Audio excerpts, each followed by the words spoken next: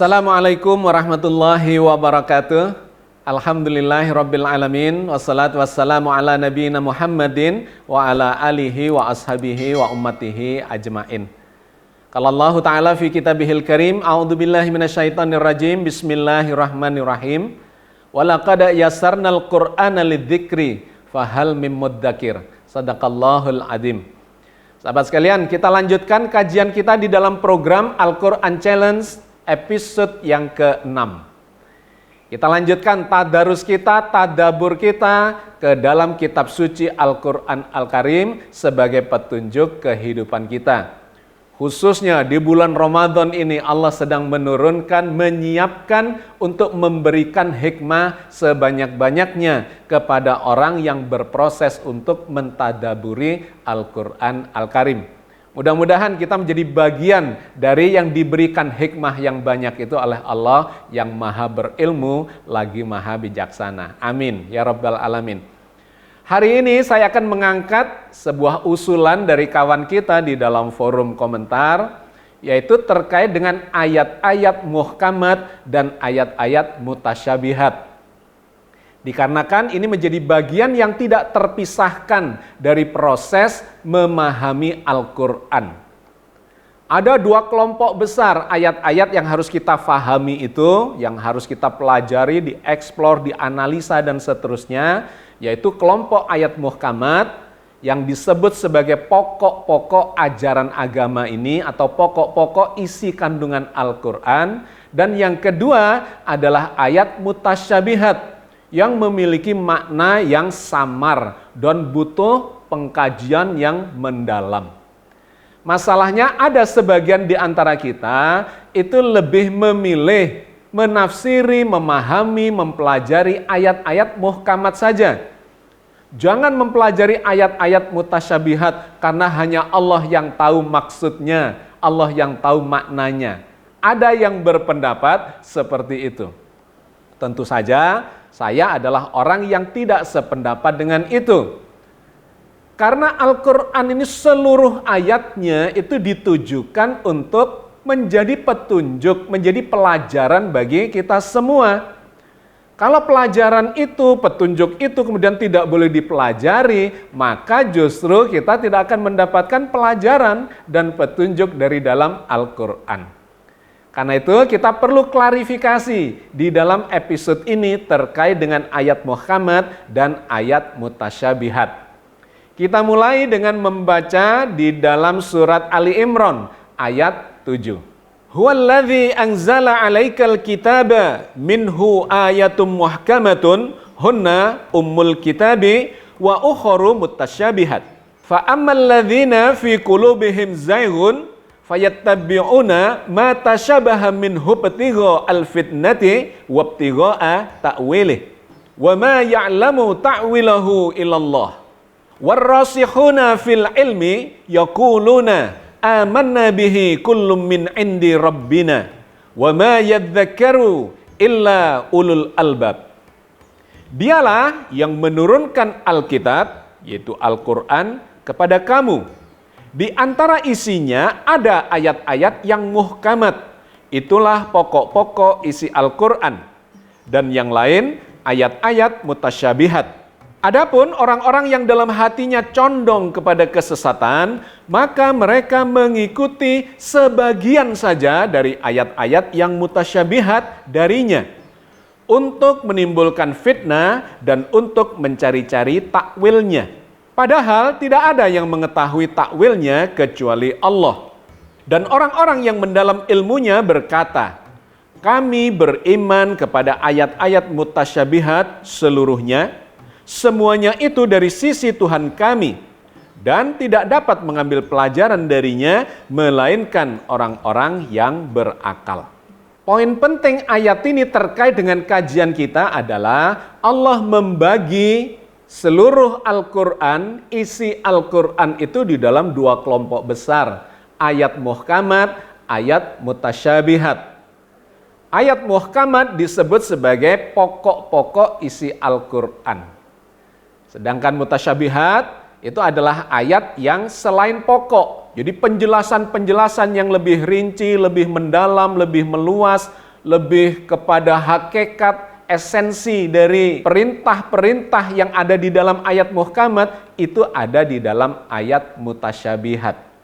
Nah, apa sebetulnya ayat muhkamat dan ayat mutasyabihat? Itu bisa kita telusuri dari ayat-ayat yang lain di dalam Al-Quran.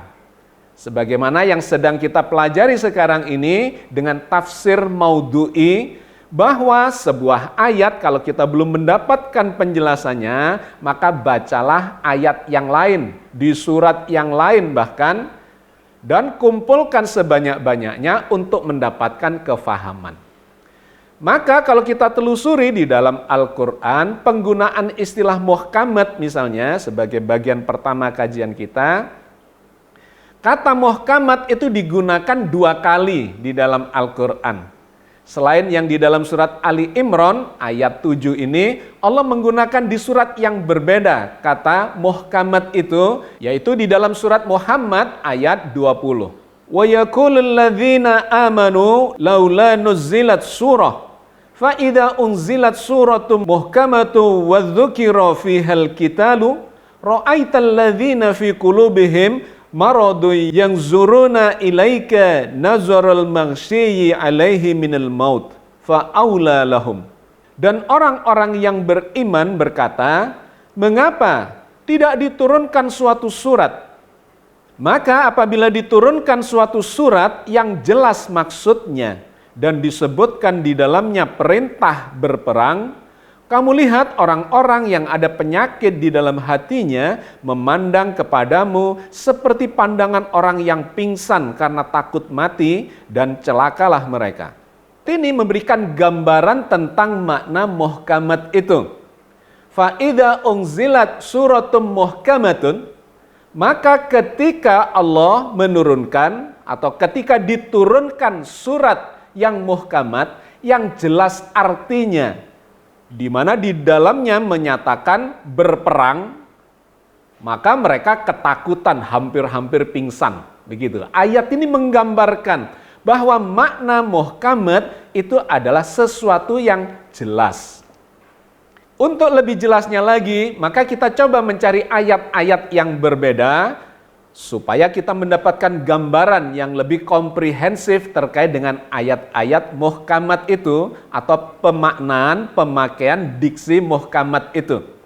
Yang menggunakan diksi sama, muhkamat hanya ada di 2 surat. Yang pertama di surat Ali Imran ayat 7, yang kedua surat Muhammad ayat 20.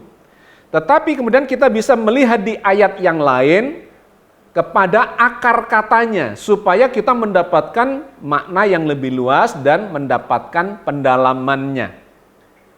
Maka kita bisa mendapatkan ketika kita klik di dalam Quran digital kita, pada kata muhkamat itu akan keluar akar katanya, yaitu berasal dari kata hakama. Nah, kata hakama ini kemudian akan mengalami perubahan bentuk di dalam 210 ayat yang lainnya, di mana kita bisa mendapatkan pemahaman yang komprehensif terkait dengan kata hakama itu. Kata hakama ini mengalami perubahan bentuk menjadi hukum, menjadi hakim, dan menjadi hikmah. Maka kita bisa menangkap makna dasar dari kata hakama yang kemudian berubah menjadi muhkamat itu. Bahwa ayat-ayat muhkamat itu adalah ayat-ayat yang terkait dengan hukum, yang terkait dengan hakim, yang terkait dengan hikmah. Maknanya kalau dirangkumkan kurang lebih, bahwa kata hakama yang kemudian menjadi muhkamat itu adalah terkait dengan koridor hukum yang jelas. Sehingga kalau kita baca di ayat-ayat Al-Quran, ayat-ayat muhkamat itu terkait dengan hukum-hukum yang menjadi pokok-pokok ajaran di dalam Al-Quran Al-Karim. Contoh konkretnya apa? Ayat-ayat perintah tentang ibadah mahdoh itu adalah ayat-ayat muhkamat yang memiliki makna jelas, tidak ambigu. Misalnya perintah sholat, aqimis sholah, dirikanlah sholat. Itu jelas, tidak ada makna lain bahwa kita diperintahkan menjalankan sholat. Atau wa'atuz zakah, disuruh menunaikan, membayar zakat. Atau kutiba alaikumusiyam, diwajibkan kepada kalian berpuasa. Maknanya adalah kita diperintahkan untuk menjalankan puasa. Atau diperintahkan untuk menjalankan haji misalnya. Itu semuanya adalah ayat-ayat muhkamat yang kemudian diformulasikan melalui fikih dan kemudian menjadi pokok-pokok ibadah di dalam Islam.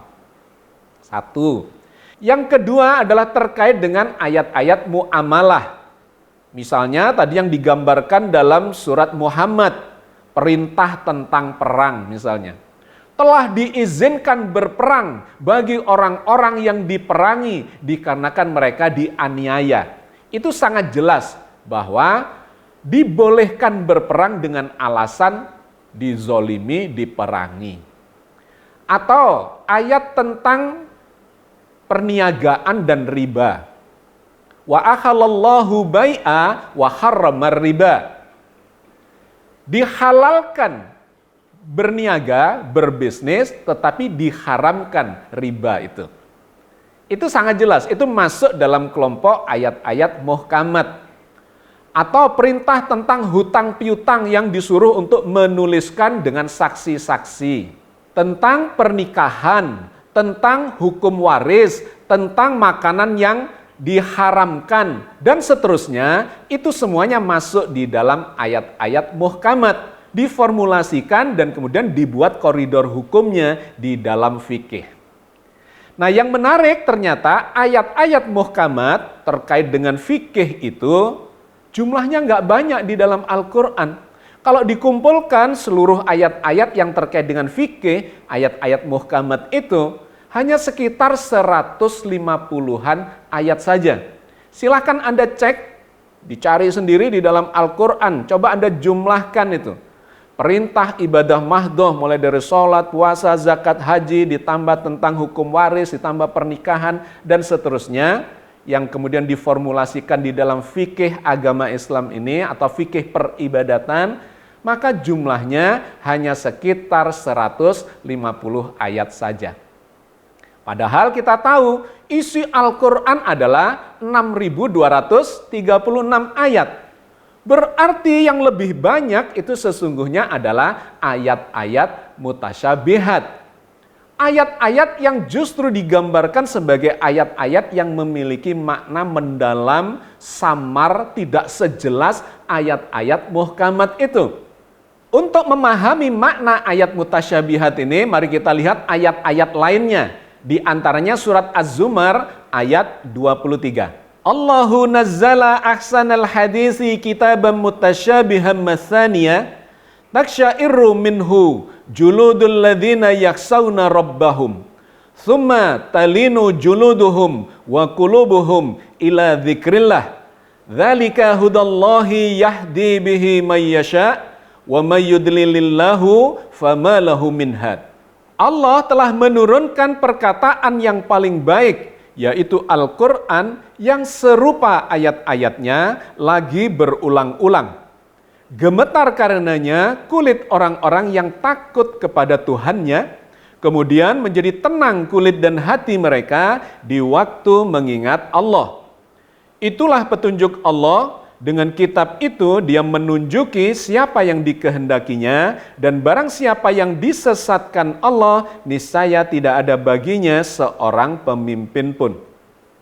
Diksi mutasyabihat itu digunakan lagi secara sama di ayat ini. Allahu nazzala ahsanal hadisi kitabam mutasyabiha mathaniya. Allah menurunkan perkataan yang paling baik, yaitu Al-Quran yang mutasabiha mathaniya, yang serupa ayat-ayatnya dan diulang-ulang. Jadi tanda-tanda ayat mutasyabihat itu adalah sering diulang-ulang dalam angle yang berbeda-beda, memiliki makna yang kurang lebih sama, tetapi angle-nya berbeda-beda terus. Supaya apa? Supaya kita mendapatkan kepahaman yang komprehensif, yang holistik.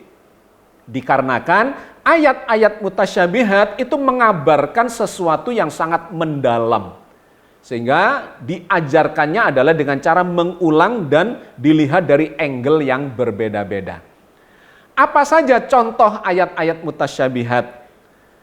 Seluruh ayat-ayat yang terkait dengan akidah, dengan keimanan, rukun iman, itu adalah ayat-ayat mutasyabihat yang sangat mendalam. Misalnya, iman kepada Allah. Wah, ini terkait dengan ketauhidan ini, jumlahnya ribuan ayat. Lebih dari 3.000 ayat di dalam Al-Quran bercerita tentang ketauhidan, tentang Allah. Tidak ada ayat muhkamat terkait dengan Allah ini. Semuanya butuh penjelasan yang sangat mendalam.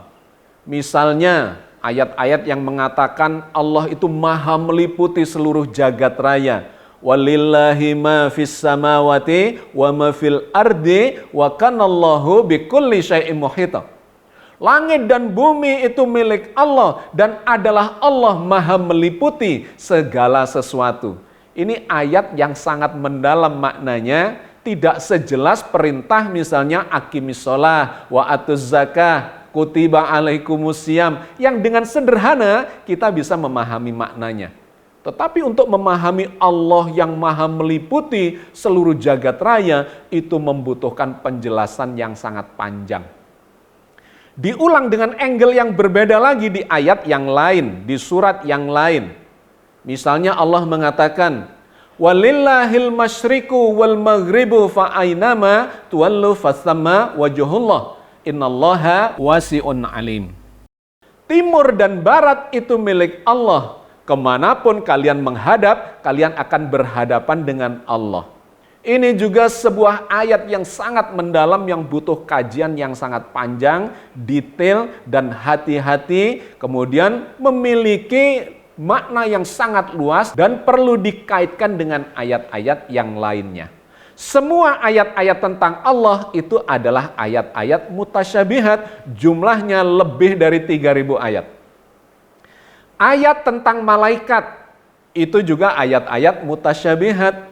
Bagaimana malaikat itu bisa memiliki kecepatan yang sedemikian tingginya sehingga waktu bisa menjadi mulur misalnya. Ta'rujul malaikatu warruh ilaihi fi yaumin kana miqdaruhu khamsina alfasana. Naik para malaikat dan roh atau Jibril kepada Allah dalam waktu sehari yang kadarnya 50.000 tahun. Ini bukan ayat muhkamat, ini adalah ayat mutasyabihat. Juga ayat-ayat terkait dengan kitab-kitab suci, tentang Taurat, tentang Zabur, tentang Injil, tentang Al-Quran ini sendiri. Itu semuanya adalah ayat-ayat mutasyabihat. Terkait dengan keimanan kepada Rasul, para Nabi, terkait dengan hari kiamat, terkait dengan takdir. Seluruhnya yang terkait dengan akidah itu ribuan ayat, semuanya adalah ayat-ayat mutasyabihat. Demikian pula ayat-ayat yang terkait dengan ayat-ayat kauniyah, alam semesta. Itu semuanya adalah ayat-ayat mutasyabihat. Tentang langit, tentang bumi, tentang planet, galaksi, bintang-bintang, hujan, binatang, tumbuhan, manusia dan sebagainya, itu semuanya ayat-ayat mutasyabihat yang membutuhkan kajian sangat mendalam. Jadi sahabat sekalian, sesungguhnya sebagian besar dari isi Al-Quran justru adalah ayat-ayat mutasyabihat yang harus difahami secara komprehensif dan holistik. Itu yang selalu saya ulang-ulang. Kalau kemudian ada sebagian dari kita mengatakan sebaiknya nggak usah dipelajari, maka kita sama dengan menafikan hampir seluruh isi Al-Quran itu. Dari 6.236 ayat, yang dibahas kemudian hanya ayat muhkamat terkait dengan fikih, dengan peribadatan, dengan muamalah yang sekitar 150 ayat saja. Maka kita akan kehilangan sebagian besar dari petunjuk Allah di dalam kitab suci kita sendiri. Nah, sahabat sekalian, inilah pentingnya kita mengetahui hierarki dari kitab suci kita sendiri. Dan kenapa kita melakukan kajian seperti ini yang menggunakan teknik atau metodologi maudhu'i, tematik itu. Dikarenakan memang sebagian besar dari isi Al-Quran adalah ayat-ayat mutasyabihat. Bahkan penjelasan dari ayat muhkamat itu ada di dalam ayat mutasyabihat. Perintah sholat itu di ayat muhkamat, tetapi kedalaman makna sholat, ucapan Allahu Akbarnya, zikir-zikirnya, doa-doanya, itu semua adalah ayat-ayat mutasyabihat. Juga di dalam puasa, hakikat zakat, hakikat dari haji, itu semuanya dijelaskannya di ayat-ayat mutasyabihat. Oke ya, sahabat sekalian, saya kira kita cukupkan dulu sampai di sini. Yang sesungguhnya ini bersifat pengantar maunya terkait dengan kajian kita di episode kali ini. Tetapi saking mendalamnya masalah ini, maka ini memakan sebagian besar dari kajian kita kali ini. Mari kita langsung saja mengambil contoh kasus jawaban kawan-kawan kita di episode yang lalu terkait dengan tantangan yang diberikan di episode itu. Temanya adalah apakah pahala dan dosa bisa dipindah tangankan. Berikut ini jawabannya. Yang pertama adalah dari teman kita yang menamakan dirinya Quran kita. Bismillah, tema apakah pahala dan dosa bisa dipindah tangankan? Jawabannya adalah tidak bisa. Pahala dan dosa itu bersifat individual. Kita hanya memperoleh apa yang kita usahakan saja. Perbuatan kita yang mendapatkan pahala, maka pahalanya itu untuk diri kita sendiri. Sedangkan perbuatan kita yang mengandung dosa, maka hukumannya juga menimpa diri kita sendiri. Ada beberapa ayat Al-Quran yang menginformasikan akan hal ini. Di antaranya adalah surat Al-Isra ayat 15. Meskipun yang dibacakan Pak Agus pada video di atas cuma sepotongnya saja, ini ayat selengkapnya. Allah Subhanahu wa Ta'ala berfirman, barang siapa berbuat sesuai dengan petunjuk Allah, maka sesungguhnya itu untuk keselamatan dirinya sendiri. Dan barang siapa tersesat, maka sesungguhnya kerugian itu bagi dirinya sendiri. Dan seorang yang berdosa tidak dapat memikul dosa orang lain. Tetapi kami tidak akan menyiksa sebelum kami mengutus seorang Rasul. Surat Fatir ayat 18, Allah Subhanahu wa Ta'ala berfirman, dan orang yang berdosa tidak akan memikul dosa orang lain. Dan jika seseorang yang dibebani berat dosanya memanggil orang lain untuk memikul bebannya itu, tidak akan dipikulkan sedikit pun, meskipun yang dipanggilnya itu kaum kerabatnya. Sesungguhnya yang dapat engkau beri peringatan hanya orang-orang yang takut kepada azab Tuhannya, sekalipun mereka tidak melihatnya, dan mereka yang melaksanakan sholat. Dan barang siapa menyucikan dirinya, sesungguhnya dia menyucikan diri untuk kebaikan dirinya sendiri, dan kepada Allah lah tempat kembali. Kemudian surat An-Najm ayat 38-39, Allah Subhanahu wa Ta'ala berfirman, yaitu bahwa seseorang yang berdosa tidak akan memikul dosa orang lain, dan bahwa manusia hanya memperoleh apa yang telah diusahakannya. Berdasarkan informasi ayat-ayat di atas, maka dapat diambil kesimpulan bahwa pahala itu tidak bisa dipindah tangankan, dihadiahkan, atau dikirim-kirimkan seperti yang dipraktekkan oleh sebagian orang di sekitar kita. Begitu pula dengan dosa. Dosa orang lain tidak dapat ditanggung atau dipikulkan kepada orang lain, kecuali dosa dari orang yang menyesatkan orang lain. Di sini orang yang menyesatkan juga ikut memikul dosa orang yang disesatkan atas kesesatannya itu. Seperti disebutkan oleh Al-Quran surat An-Nahl ayat 25. Allah Subhanahu wa Ta'ala berfirman, Ucapan mereka menyebabkan mereka pada hari kiamat memikul dosa-dosanya sendiri secara sempurna dan sebagian dosa-dosa orang yang mereka sesatkan yang tidak mengetahui sedikit pun bahwa mereka disesatkan. Ingatlah alangkah buruknya dosa yang mereka pikul itu. Dan surat Al-Ankabut ayat 12-13 Allah Subhanahu wa taala berfirman, dan orang-orang yang kafir berkata kepada orang-orang yang beriman, ikutilah jalan kami dan kami akan memikul dosa-dosamu. Padahal mereka sedikit pun tidak sanggup memikul dosa-dosa mereka sendiri. Sesungguhnya mereka benar-benar pendusta. Dan mereka benar-benar akan memikul dosa-dosa mereka sendiri dan dosa-dosa yang lain bersama dosa mereka. Dan pada hari kiamat, mereka pasti akan ditanya tentang kebohongan yang selalu mereka adakan. Itu adalah contoh kasus yang pertama. Komentar saya, cara memformulasinya sudah cukup baik dan menyajikannya juga ringkas, lugas, dan fokus. Contoh kasus yang kedua adalah yang disampaikan kawan kita atas nama Ridho. Berikut ini. Bismillah. Tema, apakah pahala dan amal bisa dipindah tangankan? Jawabannya, tidak bisa, karena sudah terjawab di dalam surat yang Pak Agus berikan sebagai puzzle pertama, yaitu surat Al-Isra ayat 15, dan seterusnya. Kemudian dia mengutip sejumlah ayat yang lainnya dalam surat Ar-Rum ayat 44, Al-Baqarah 286, Al-An'am 164, An-Nahl ayat 97, dan seterusnya, sampai di akhir, kemudian dia memberikan kesimpulannya. Tegas Allah katakan bahwasanya yang akan kita tuai hanyalah perbuatan kita sendiri, atau karya-karya yang kita tinggalkan. Dan menariknya, sebesar apapun itu, perbuatan atau karya-karya yang kita tinggalkan, baik atau buruk, Allah akan tetap membalasnya. Di dalam beberapa firman-Nya Allah sampaikan, misalnya dalam surat Al-Zalzalah ayat 7 dan 8 dan surat Luqman ayat 16.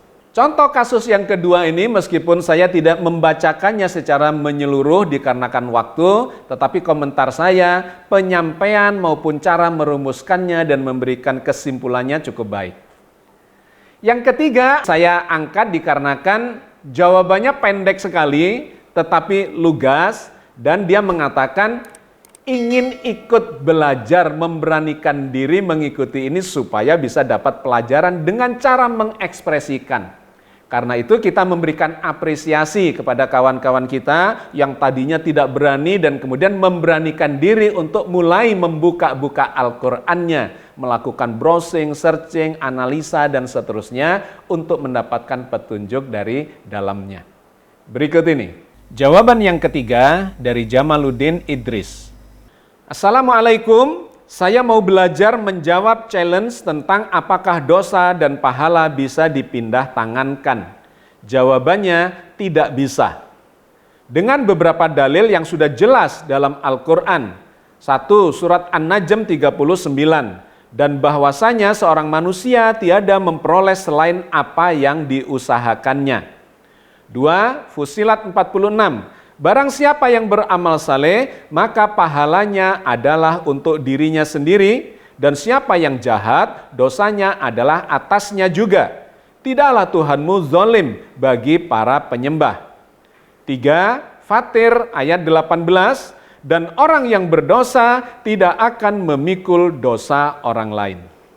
Oke, sahabat sekalian, kita cukupkan kajian kita dan di bagian akhir kita berikan tantangan untuk episode berikutnya. Temanya adalah seberapa pentingkah akal di dalam proses beragama ini. Ayatnya saya ambilkan salah satunya dari sekian banyak ayat tentang akal yang bertaburan itu, yaitu dari surat Ali Imran ayat 190. Inna fi khalqis samawati wal ardi wa ikhtilafil laili wan nahari la ayatil liulil albab. Sesungguhnya dalam penciptaan langit dan bumi dan silih bergantinya malam dan siang hari terdapat tanda-tanda bagi orang-orang yang berakal. Oke sahabat sekalian, kita tunggu jawabannya dan kita akan bertemu di episode yang berikutnya. Billahi taufik wal hidayah. Assalamualaikum warahmatullahi wabarakatuh.